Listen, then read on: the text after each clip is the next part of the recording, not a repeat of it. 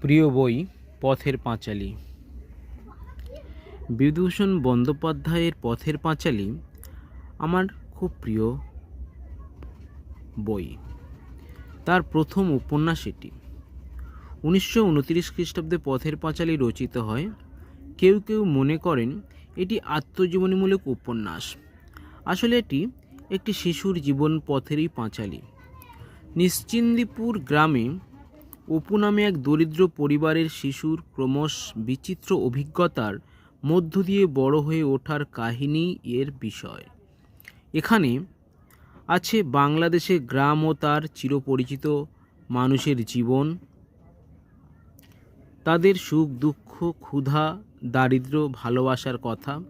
প্রত্যেকটি আপাতত তুচ্ছ বিষয় ঘটনা নিয়ে আসে অপার রহস্য ও সৌন্দর্য। সেখানে সবই মূল্যবান ও আনন্দময়। এই আনন্দ পথের পাঁচালীর প্রাণ।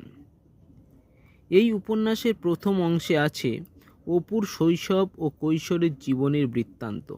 এখানে প্রকৃত প্রাণ সরল শিশুমনের বিস্ময়বোধের প্রকাশ ঘটেছে।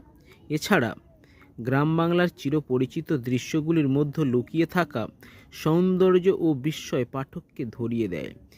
বড় কোনো সামাজিক জটিলতা নয়, ছোটোখাটো সুখ দুঃখই এই উপন্যাসে জায়গা করে নিয়েছে। ধন্যবাদ।